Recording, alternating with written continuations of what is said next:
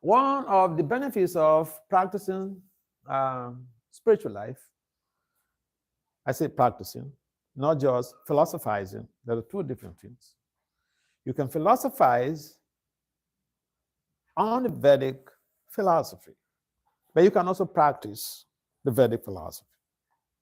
I mean, it's like you have a theory, and on that theory to addressing life problems, that is the practice. So we have a lot of models in the Vedic culture, and one of those models is, for instance, the foundation of this movement is based on that model, congregational chanting, or coming together to chant. And sometimes people tend to think that that is something religious. But no, it's not religious. It's not religious in the sense that it's not based on dogmatism. It is scientific. It's a pure science. In the sense that science means activities, observations, results, and drawing conclusions. Now, the foundation or a person who inaugurated the Sankirtan movement, his name is Lord Chaitanya Mahaprabhu. Sankirtan movement basically implies the idea of coming together to do mantra meditation, to chant, for instance, the Hare Krishna Mahamantra. Lord Chaitanya inaugurated this Sankirtan movement over 500 years ago. And he used a model that is generally referred to as synergy. A synergy is a psychological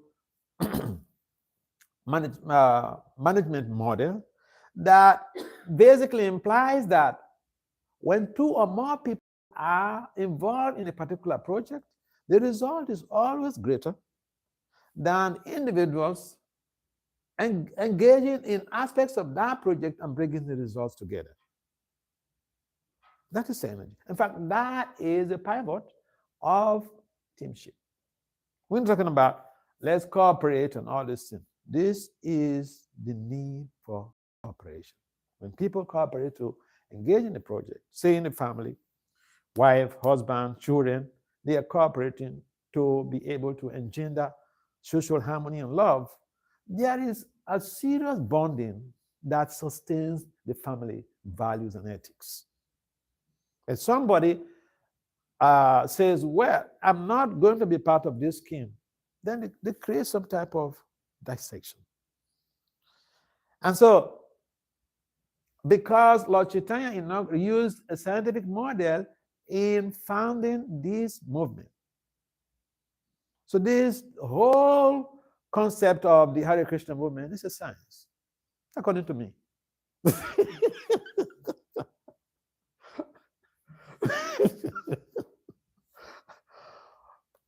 And the reason why we come together, for instance, we visit the temples, we come together to do Sankirtan, to chant together. The reason is because the result of that effect is always greater than individuals doing meditations in their private rooms.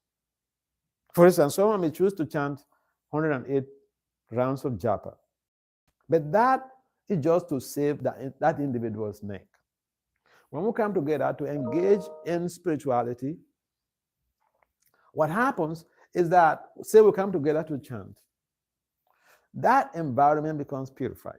In fact, in the 19th century, there was a research conducted by some scientists in Washington, D.C. area, in Columbia District. And they came up with the result. They had these scientists, they gathered some spiritualists, and publicly, these spiritualists were engaged in public chanting. Before they started the experiment, they checked with the crime diary of the District of Columbia. So that they had that recorded. They did this experiment for a number of days. They were chanting, these sadhus were chanting publicly for a number of days. And at the end of it, they went back to the crime department to check their crime record. During the period that this chanting was going on, public chanting was going on, there was a high depletion of crime. So when people come together to do this spiritual culture, this chanting specifically, society benefits. We said society is purified, but this is evident. This is the basic evidence of that. Measurements have been taken, and it's been shown that yes, society becomes purified. Society, people constitute society, and if there is low crime rate, that's a good one. And so, a number of you will become the leaders of tomorrow. And what is happening with our leaders in the present day, say in America, say our president? Just a little background. I was born in Nigeria. I met the devotees in Nigeria. I joined, became a priest. I was then invited by some professors, American professors, in 2004 for presentations in the conferences. So that's how I came to America. And so when I came to America, I think in the number of devotees, they were asking me, "Are you a regular professor?" I said, "I'm a brahmachari in the temple." Because I came for the conference, 5 conferences in 6 weeks. So even my Guru Maharaj, Bhakti Swami, he asked me, "Vasudeva, you don't live here. How did you get all these engagements?" So I explained to him that as a scholar, we get invited by other scholars who know us and our accomplishments. So that's how eventually I became a U.S. citizen, and I've been living here since 2004. Just to give some clue about, where I'm coming from. Now, if we have interest in satsang, we should also set goals. We should think, this is what I'm doing today. In the next 2 months, I should make some progress. In fact, life, if we live a life, even as an academic, as a researcher, if you don't set goals, you could become stagnant. Because then you feel complacent. You feel that you're fine. But no one should feel that they're fine. We are not octet electrons. We all need something to be able to gravitate to and to make more progress in our lives. Spirituality is also like that. And therefore, we should set goals. And if, for instance, if we are doing the reading, if we are coming for the satsang, we should think, what is the next step? What next? If we are chanting, say we are chanting the Hare Krishna mantra, we are chanting one round, we should think, what next? In fact, this is how we can make gradual progress on the path. And the general tendency is to think that this is something secondary. No, it's not something secondary. It is something we need to incorporate in our professional career so that we don't become victims of circumstance. So many well-meaning people have become statistics in their social setting because of low self-control. The 10th director for International Monetary Fund, Strauss-Kahn, is a French guy. He lost his job because of spiritual bankruptcy. He came to New York. and then he was lodging in a hotel. At the time, he had one of his kids, again, in one of the Ivy Leagues in New York. But you know what? Because of his spiritual bankruptcy, because of his devotional bankruptcy, he got attracted to a maid in the hotel. He had a beautiful wife in France. That's how he was apprehended, indicted, prosecuted, found guilty, and thrown into jail. He never went back to France. He was jailed in New York. So it doesn't mean that he was not having high profile qualification. To be a director for International Monetary Fund, that's not a joke. And therefore, any one of us could be victimized by the sensory modalities. And the only reason we need to be able to be precautious is that we don't want to be a statistics. So don't think being serious or integrating spiritual practice in your career is a waste of time. No, it's not a waste of time.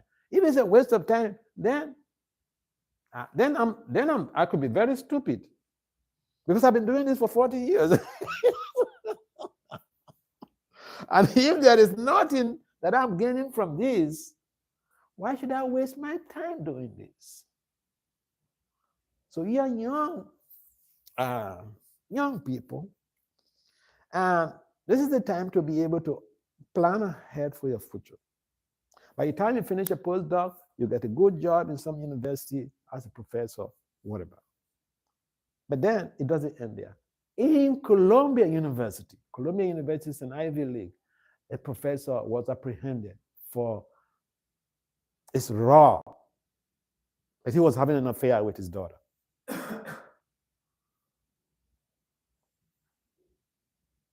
A professor. So antisocial behavior has no respect for anybody. We need to prevent ourselves by raising the bar, by raising our consciousness. That is why we need to take the next step forward in our spiritual progress. There's nothing wrong in being self-regulated. There's nothing wrong in being able to have effective time management if we want to steadily make progress in our spiritual life. Making progress in our spiritual life tantamounts to creating a sustainable future in our career. Because you have seen people, Trump would have been in jail, so Trump was supposed to be in prison. But why? Why was he convicted of 34 felony counts? Devotional bankruptcy, low self-control. Now, if you practice spiritual life, you are able to transcend the level of being ruled by the sensory modalities and the mind. Otherwise, everybody on this planet is ruled by the sensory modalities and the mind. It's only those who are devotional spiritual practitioners that transcend the impulse of the senses and the mind. And in Upanishad text 11, the author of the Vedic literature, Srila Vyasadeva, categorically mentioned we need to integrate our career and spiritual practice. In other words, that will help us to pave way for expedited or accelerated progression towards liberation. People have money in this country. I have seen celebrities. I know celebrities who are in jail right now. Again, for what? Because of devotional bankruptcy. We don't pray for the bad thing, but we need to be precautious. And young people who have to be the leaders of tomorrow, we need to be precautious. I was discussing with him some funny things about Trump. You go after Trump, he comes after you. He digs out your sheets. And then that gets in this trouble. That's what happened in Georgia, in the Georgia case, okay? People died to prosecute. He said, oh, you come after me? You were also in a sheet. Scoop him out or scoop her out. And then that's how it works. They say if you want to throw stones, don't live in a glass house. Those who live in glass houses should not throw stones. Therefore, it is important for us to appreciate the fact that spirituality is the only way that we can prevent ourselves or protect ourselves from getting into trouble. That's why some of us have resorted to integrating our careers with spiritual values. So you can also start now by thinking about what you need to do next. And the simple thing is that we're interested in spiritual life, we should make progress. Set goals, how you can make progress. If you're chanting one round, you should think the next 2 weeks, the next 1 month, I should increase it to 2 rounds. Any comments or questions? They say a word is enough for the wise. The urge, the impetus is to be able to move forward as we embark on our research projects. Yes, any comments or questions?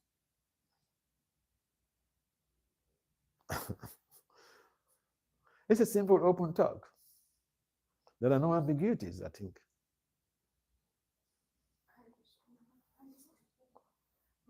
Actually, even after we know the importance, but we procrastinate, so we postpone our spiritual life and we think later we'll do, let's settle this first.